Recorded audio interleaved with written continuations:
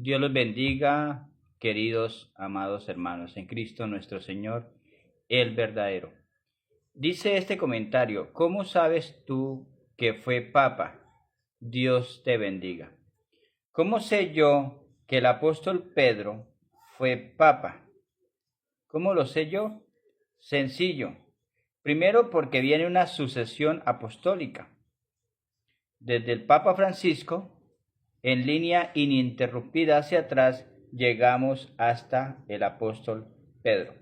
Segundo, porque hay una correlación, un sentido que nos da las Sagradas Escrituras, que en Mateo 16:19, nuestro Señor Jesucristo le dice a Pedro, a ti te entrego las llaves del reino de los cielos. Las llaves del reino de los cielos. ¿Qué otorga o en qué se convierte la persona que recibe las llaves? Estas llaves, dice nuestro Señor Jesucristo, lo que abras, nadie cerrará, y lo que cierres, nadie abrirá. Las llaves son el poder para abrir, para atar y desatar. Las mismas palabras que están en Isaías 22:20 en adelante, donde dice, en aquel tiempo llamaré a mi siervo, a Eliaquín, hijo de Hilcías, lo vestiré de tu talabarte, lo cubriré con tu cinturón, le haré tu cinturón de honor. Pondré sobre sus hombros las llaves del trono de David su padre. Y lo que abra, nadie cerrará, y lo que cierre, nadie abrirá. Y será un padre para el morador de la casa de Israel y de Judá. Queridos y amados hermanos, en el Nuevo Testamento el Rey de Reyes y Señor de Señores es nuestro Señor Jesucristo, que según Lucas 1:32 tiene las llaves o tiene el trono de David. Entonces, las llaves convierten automáticamente a alguien en padre, en autoridad.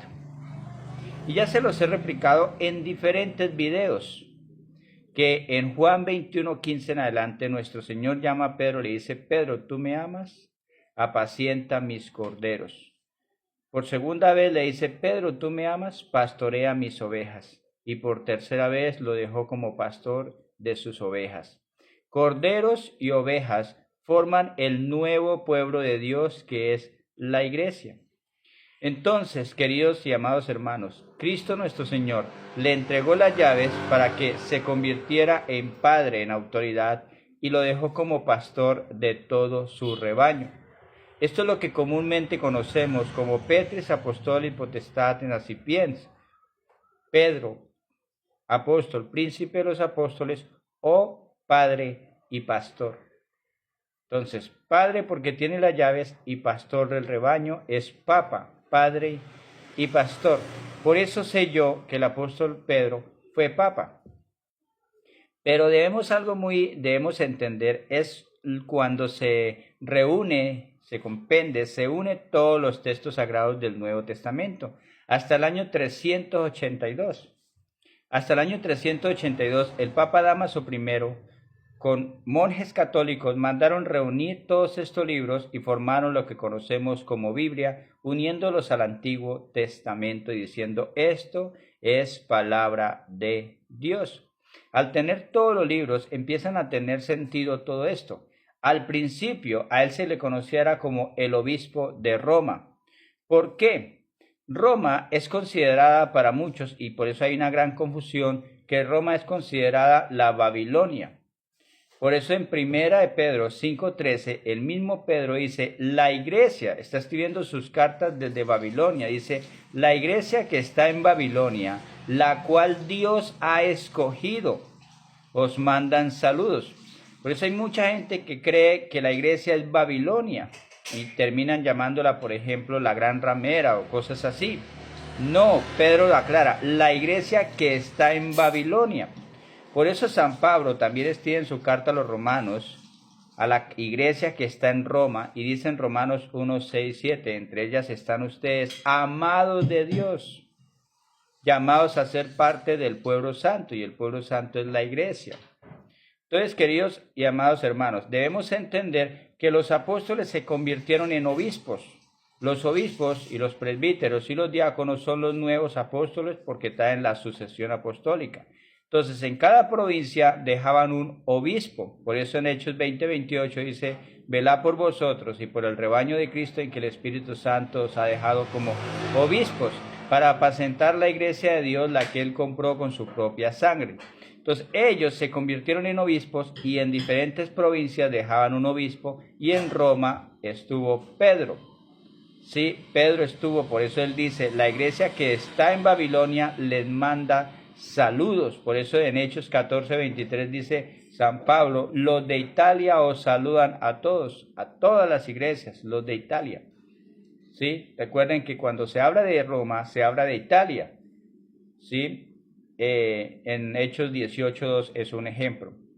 Entonces, queridos y amados hermanos, él opera como obispo de Roma. ¿Sí?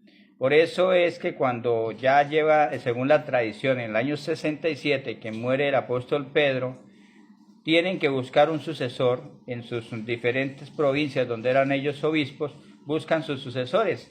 Y ahí es donde queda Lino, ¿sí? Porque mucha gente dice, bueno, el sucesor del Papa, el sucesor de Pedro debía ser el apóstol Pablo. No, el apóstol Pablo tenía otra misión más importante para su tiempo, para los gentiles, mientras que la misión más importante de Pedro era para los judíos.